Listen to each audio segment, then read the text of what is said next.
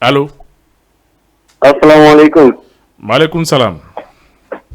Kono idan jam na lato. Yettude Allah do make honno.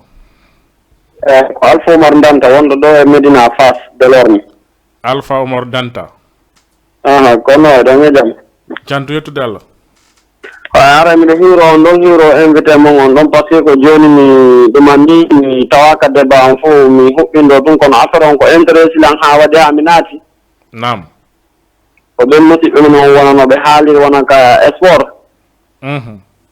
Fada ko dum foti lan courage de convaincre de lan ha mi wawa natude. Awa. Parce que déjà comme no be yewtiri don non sa ndari wono sport joni.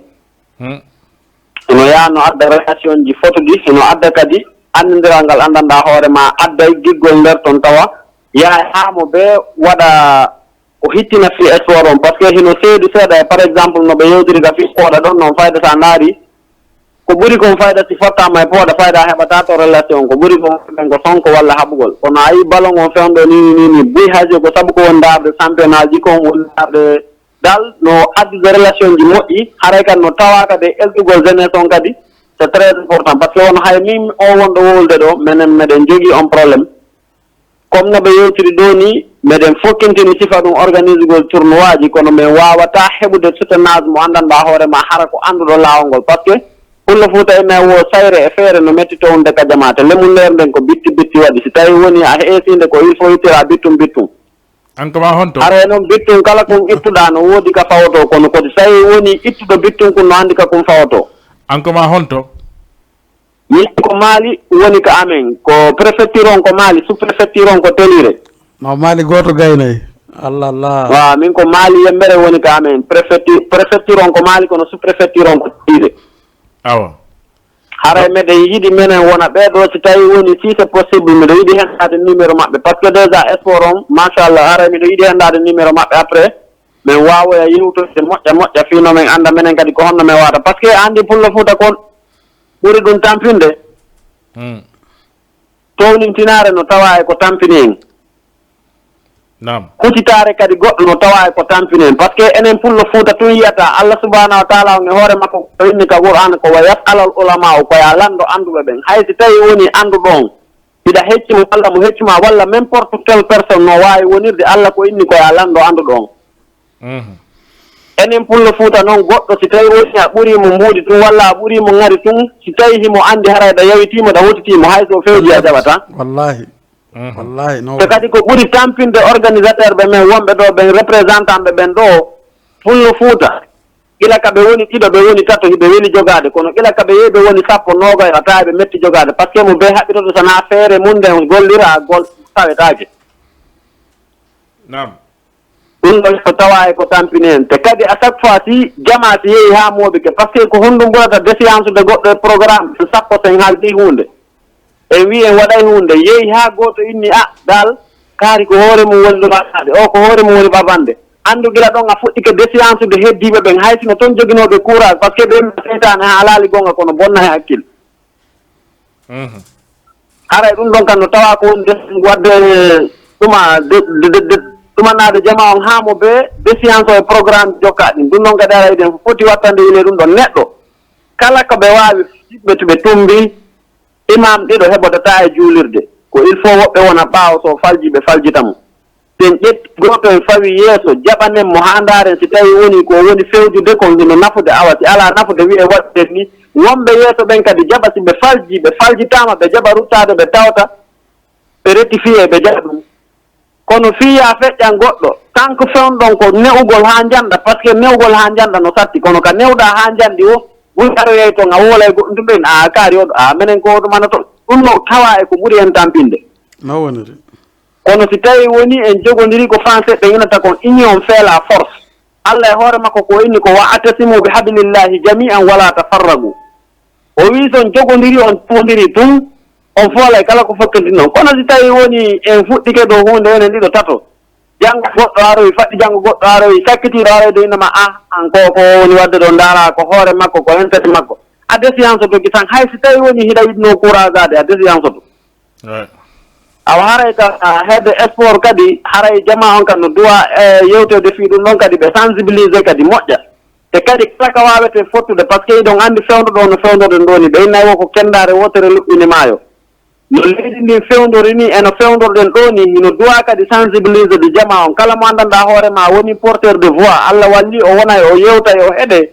imo duwa kadi yewtude jama on o sensibilise ɓe fii no wonirten ɗo noon e ko honno wayaten ɗuma nodde kala ka yawɗen kadi jogoɗen comportement mo anndanɗa hoore ma hari ɓaawɗo seeɗa so a innama ko a guinéenjo walla ko a pulla fuuta haray ko teddungal jonnitaɗa hay si tawi woni a annda e fusaraɗa jonta teddungal malgré que fewnɗo sa a innama ko a guinéenjo walla ko a pulla fuuta haray a tegaka e noon kono noon toujours ko e men ɓe yii ɗum ɗon haray hiɗen dowa kadi changer comportement ji men ni si yeehi ha en tumbodiri nokkeli goo c'est très important par ce que neɗɗo ko sa teddini hoore ma mo wonduɗa on teddinama kono si yeehi ha hoyfini hoore ma tun kankadi o hoyfinte. D'accord. En tout cas, vraiment, merci. Si c'est possible, mi yiɗi numéro maɓɓe inchallah. Min numéro an on na ko satti si Allah jaɓi. Kala guinéenjol an permiti mo heɗagol numéro an 77 77 77 woy 707 encore a waɗay kadi 7 ji tati jokkodirɗi. Ok, mi waɗi 77 sa waɗi a waɗa 7 ji tati jokkodirɗi waɗa 0 waɗa 7 ok 707 9 ji tati e 0 9 ji tati e 0 9 ji tati e 0 99 90 tati e 0 77 707 99 90 voilà. Ok, d'accord. Hey, merci. Aray, merci beaucoup. Aray, on dira mon jarnama, on weltanama. Machallah. Merci. Ok, merci. Aray, ko Alpha Omar Danta, jeeya préfecture Mali, sous-préfecture Tolire. Merci Alpha Omar. En tout cas, voilà, merci. Kala kadi won ndarde Jama TV. Aray, oɗo woli ko woni très important. Parce que andi fen no Sénégal ka wonɗen ɗo no woodi tension politique. Manaɗa hoorema vraiment saare nden hay fen ɗo ni no woodi nokkel gandanɗa hoorema vraiment hino huɓɓude pay ko no yalti no bonnude piiji no rangude yimɓe no nangede soke ƴette goɗɗo ka ligne allo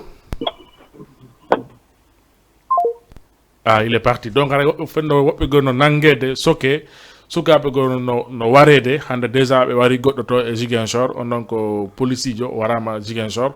no waɗi kadi paykoye tatoy wara koye ɗo e Ngor andi noon gendarme jon wara ɗo tan hande Ziguinchor on ko otowal police ɓe wonno e wadde arrière rewti e hoore makko hande to e Ziguinchor andi noon histoire on fof ko hakkude Sonko e Adji Sarr ɗum ɗon addi histoire politique on fof si tawi hande oɗo tension fenɗo kadi ni Pikine e kañum e quartier jo go bus pay ko no yalti no bonnude Auchan ji ɗi no bonnude kadi magasin ji goo ɗo andi noon wattene hiila surtout sukaɓe guinéɓe ɓen wotta on tawe e ɗin ɗon manifestation ji wotta on tawe e histoire politique ɗon andi ko piw gotum pet wawɗen wadde hande ko dawgol niɓɓa artaka sowdu men ɗaɓɓen ko ñaminirɗen famille men on ko ɗum ɗo woni objectif men on hande général Pikine wi ɗon wonike ɗo joni ko message on no marɗon fi jeunesse on fi kadi jeunesse on ka woɓɓe kadi hakkille mum e politique on e haray a yewtiɗo yewtere marde important kono min waɗa ende résumé ka haqqille an haray ko yon wallito par ce que aduna mo be no wodi ko Allah okki ɗum ko Allah hokkuma kon ko ɗum wallirta jama on ɗo o mi ara ɗo fi yoɓugol mbuuɗi fi waɗugol émission ko an noddilan hecciyanki invité lan e mi tawi min kadi ala ko wata waɗande communauté guinéen on sina nota golma e noto communauté guinéen wonɓe ɗo ɓen yewta ɓe ber komi andi fi mum kon haray kaka wawɗe rewde toon tum par ce que Facebook ko gonga kono noon ko wolete e télé kon ko ɗum ɓuuri wonde haqiqa so tawi woni onon jeunesse guinéen ɓe ɓen bon volonté ɓe woodiɓe Allah walli wawi en waɗande place télé ko enen guinéen ɓe ɓen wawata jalbinde fiɗin téléji pooɗa câble ji majji on naada ndaara kadi ɓeyda wallitade wonɓe gollande communauté ɓen par ce que sa waɗi télé badiane no wurde ka télé ɗo e woɓɓe goo kan no wurde ka télé ɗo woɓɓe goo kan no wurde ɗo bon port à port e so tawi min tum mi yehi nomi jooɗike mi udditi compte an on mi woli kon faala komin tu wurata e on ɗon compte bon vraiment haray koyen wallito e holluɓe hino yiɗi communauté guinéen on waɗangolɓe e kaɓe ndaara inne ɗum ɗo ko culture men walla ko sport men par ce que hiɗen andi ɗi tournoi ji waɗaɗi ɗo fof e Foli TV yehi filmiɗi Jama TV yehi filmiɗi bon joguiɓe moyen ɓen joguiɓe scène ji ɗin ɓe yaha ɓe daaroya non malgré akkitama kono noon toutes les façons haray meɗen tori on onon ɓe allahu lanɗo waɗi jogui ɗiɗo caméra ji yon ɓeydu invitugol responsabilité ɓen e jeunesse on sa nanino responsabilité ko alamo wona responsabilité comme noddayɓe ɓen waɗa ɓen piiji ɗin fof koɓe nodde ɓe yewtide par ce que tagaɗo sa yewtide e makko tun woday ko famuɗa e makko woday ko faami e ma si famuji mon ɗi mo be yeehi hooti ko faamu wonɗo gonga on yimɓe gollirta haray hiɗen tori wallidirgol e fi ɗum ɗon te min on hilan toro on kadi e aroygol ɗo ñande wonde e hollita Jama Guinéen on fino tournoi on feƴƴirno e probléme ji ɗi mi heeɓi ka tournoi par ce que min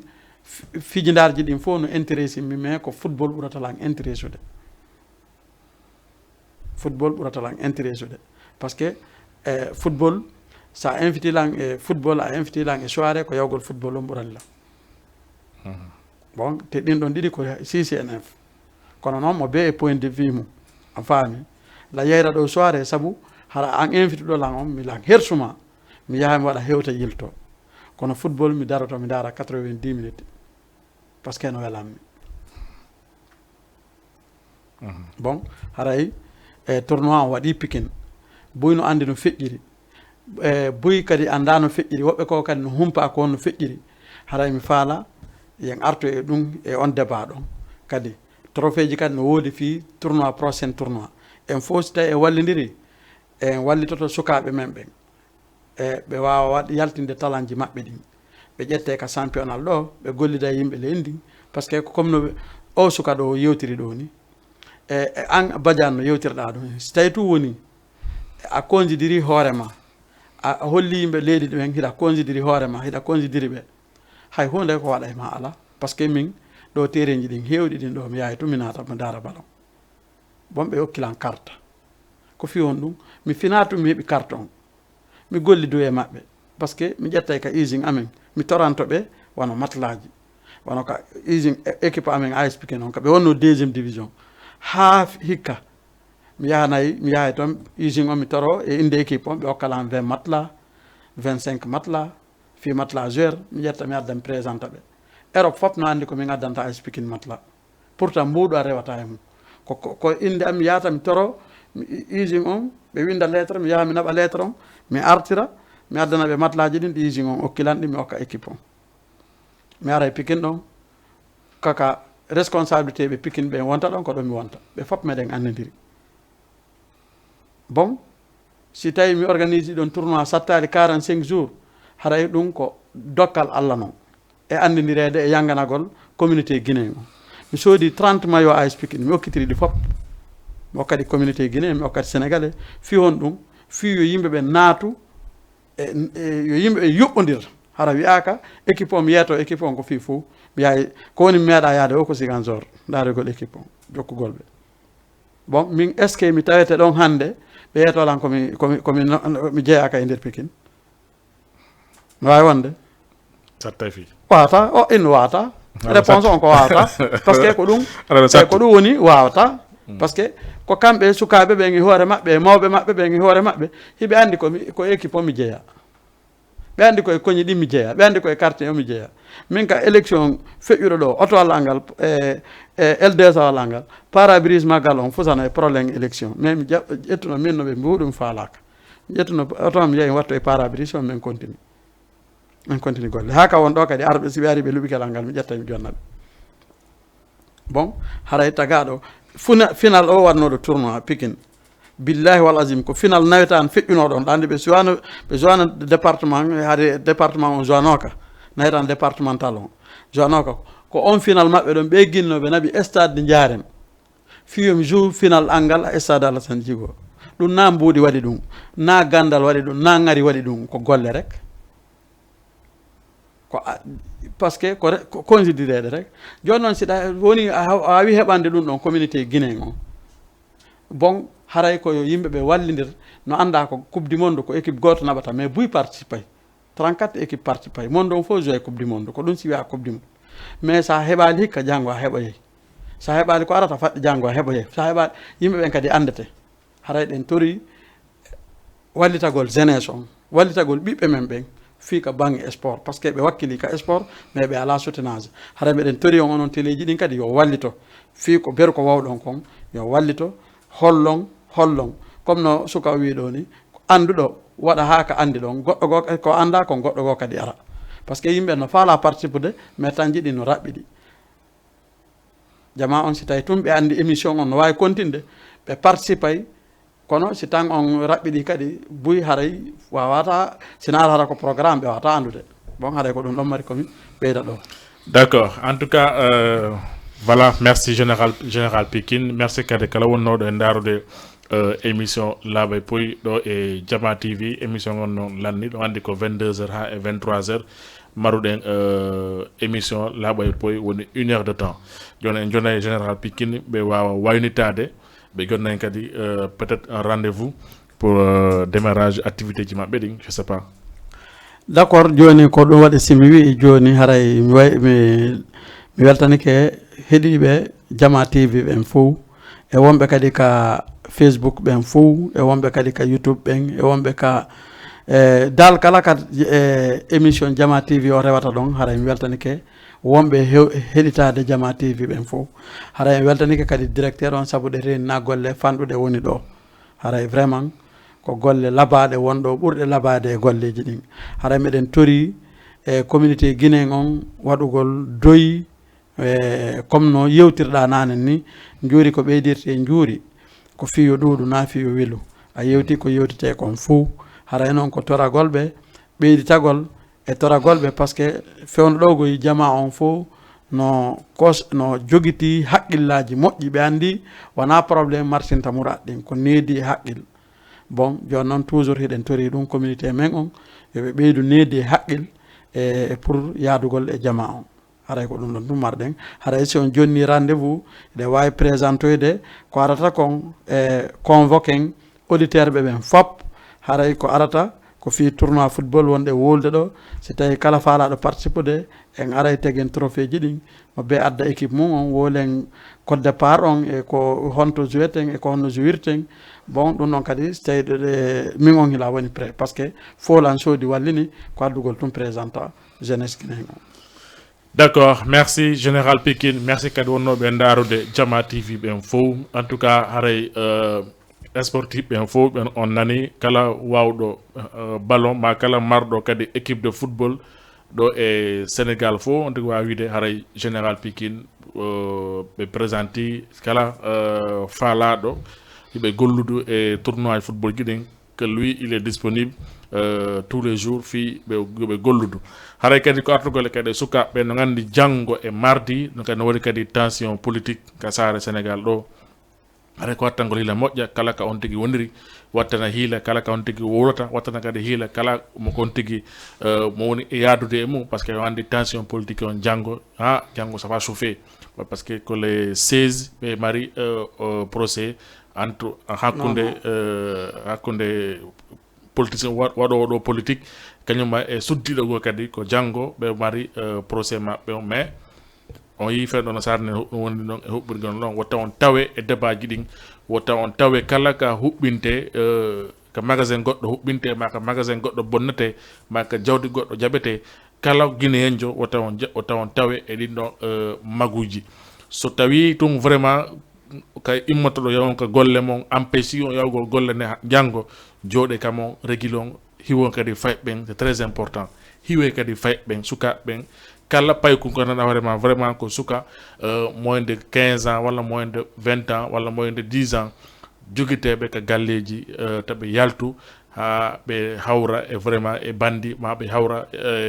lacrymogène ma e piijugo kadi ha tawata vraiment tampinayɓe. En tout cas, merci à vous tous. On vous donne rendez-vous, Inch'Allah, lundi prochain avec d'autres invités